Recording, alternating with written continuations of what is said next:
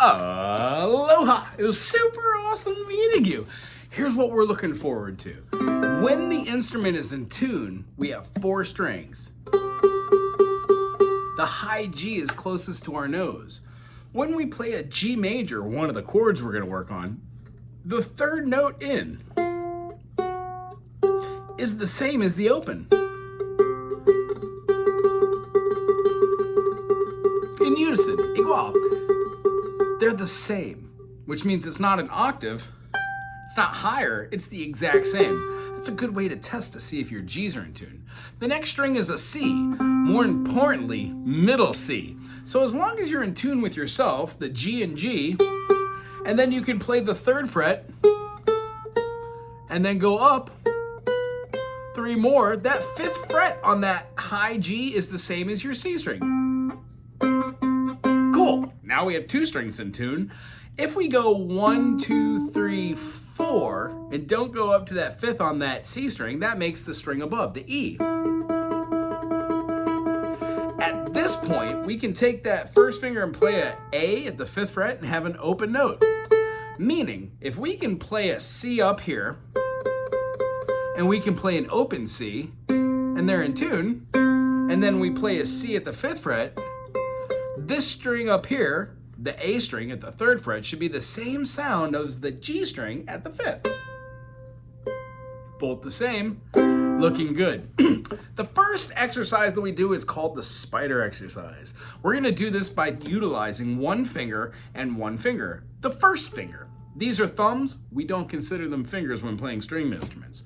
Our 1st finger can either play a flat note called a bar chord, B-A-R-R-E, from the French word to bar, barre, or we can play a pointy, which goes directly into the note. The point of spider exercises are to move 4 fingers up 4 frets, giving us 16 chances to move these little digits one at a time and or move them collectively so they start functioning as a team. The concept is if we pluck 1 at a time, a few times, maybe 4 times, till we get the note to make a sound and not a muted sound. If you get that sound, that means you're playing on the fretting. You don't want to play on the fretting, you want to play right in the middle. Think of it like a little bitty bridge, 2 points, and when you put pressure on it, it dips down between. That's where we want our fingers. By going through each one of these, we use our pointer finger to play, plucking each individual note. When we play each individual note, I'm moving the thumb up to the string that was right before it so we don't play that string. It's a great way for the brain to remember, not that string, this string. Your concept is to get your fingers able to do about this speed. You can do these while watching TV, you can do them while walking, as long as you're watching where you're going. In fact, you can do these anywhere, but make sure you get a note to come out and that you're using your 1st finger. If you move 1 finger up, that's fine, but when you do that, what you'll notice is sometimes it's muted. That means that your finger's not pointy and curved over enough. In the beginning, our fingers do this number because they're not strong enough. Spider exercises gets rid of that. They make them super strong. Those are spider exercises. Because there are 1, 2, 3, 4, 5, 6, 7, 8, 9, 10, 11, 12 frets, there are 12 notes in a scale chromatically. All of the notes. To have something chromatic means to have encompassing all. When we talk about light, the chromatic light scheme, like X-rays, infrared, things we can't see, they're still light. We just can't perceive them with the axions and koans inside of our eye. Same thing with music. We can only hear so many notes. They're measured in hertz. Each note is a single note, has a wavelength, has a top and a bottom, a peak and a trough. So when you hear a low note, it's flowing.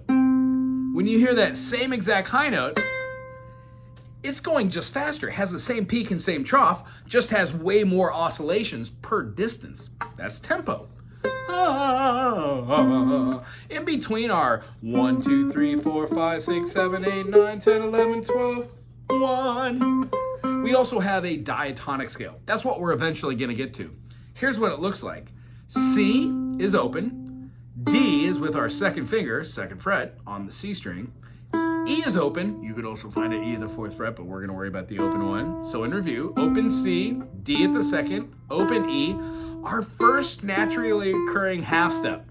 E to F and then B to C are the only natural occurring half steps in all of music. Everything else is generated by just putting two notes next to each other. We're talking about no black keys at this point. C, D, E, F. We're gonna skip a finger, skip a fret, and go to our G, which is a whole step away from F. G is gonna go to the open A. Now you can play an eighth, a fifth, but let's stay with the open pattern here. C, D, E, F, G, open A, B, C. And what we're representing is from C to D is a whole step. From D to E is a whole step. E to F is a half step. F to G, whole step. G to A, whole step. A to B, whole step. And then half step from B to C. I know it's a lot of information, but what we're working on, we're gonna keep doing every time. Vertically, and then horizontally. These 7 notes all correlate to C major,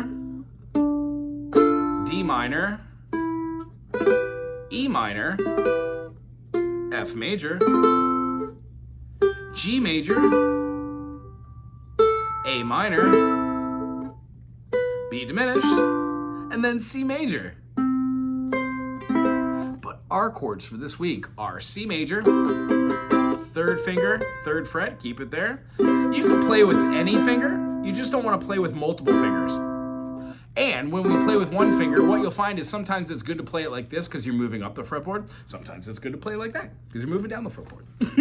So what we're gonna do is we're gonna take chords of the day. Besides the C major, you had your first finger on the F note on the E string. So E string, there's the F. And then put our second finger all the way on the G string for the A note. So between the G string, the C string, the E string, and the A string, you're playing 2 notes on a possible 4 strings. For an F major, we have an F, A, and a C. Because in the key of F major, we have F, G, A, B, C. Notice how I went from G to A again. There is no H in music.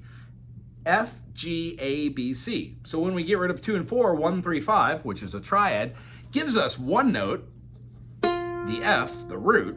It gives us the A note, so we have a harmony. And then we add the C note to get the triad. That's what all chords are.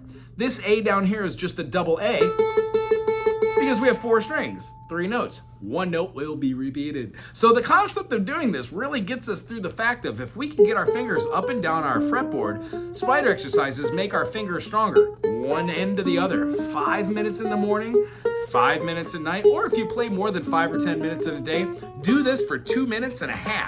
You will be amazed if you do it every day for 5 minutes how you'll look and feel after 1 week. The purpose of our F major, C major, and G7, F major, moving no finger on this F, moving the A note to a D note, and then putting a third finger up here, gives us the ability to play this little backwards triangle. These 3 chords are your chords to do teeter-totters. Here's what a teeter-totter looks like with just the C. 1, 2, 3, 4. Notice I play the chord, then I switch as soon as possible, and I let all of that time pass until the 1 comes around. 1, switch, 3, 4. 1, switch, 3, 4. Why am I counting 4? 2, 3, 4. Because there are 4 quarter notes inside of a whole note, which means a whole note gives us a long time to do this. If we were to play on a half note, like going 1, 2, 3, 4, 1, 2, 3, we'd just be using the fingernails doing downstrokes on the 1 and the 3. Those are half notes. Quarter notes will be on every downstroke. Eighth notes will go down, up, down, up, down, up, down, up, and we count them 1 and, 2 and, 3 and, 4 and. And then 16ths we go 1 E and a, 2 E and a, 3 E and a, 4 E and up. We're gonna get to all that, but make sure that you can do just the whole note. Let's try it with our 2-finger equation. F major, we would go 1, rest, rest, additional rest, play, switch, switch, don't do anything, play, switch, switch, don't do anything, play. You have one beat of extra rest where you're not doing anything. But when you have a 3-finger chord, like your G7, all these chords, by the way, can be found on this channel, this website channel. And then we have a G7. So when we play downstroke, we lift a finger, rest, we put a finger over, put a finger over, put a finger on, and then play. G7, first finger, second finger, third finger. Keep doing this over and over and over again. The most important part is that you swing out these rests and you come back on the one. It gives your fingers all this time to layer on. And the idea is after you layer your fingers for quite a while, when you change from whole notes to half notes, 1, 2, 3, it kind of forces your brain to go, oh, I gotta go faster. And your fingers stop layering and they start moving as one felt swoop. Awesome. I think you did an amazing job today. Remember, your chords are C major, F major, and G7. Once you have those, you can play 3,122,000,000,000 songs. Play backwards.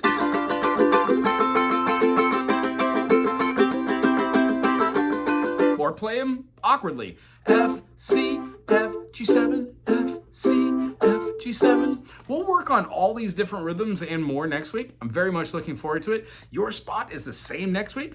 I'll see you then. Aloha.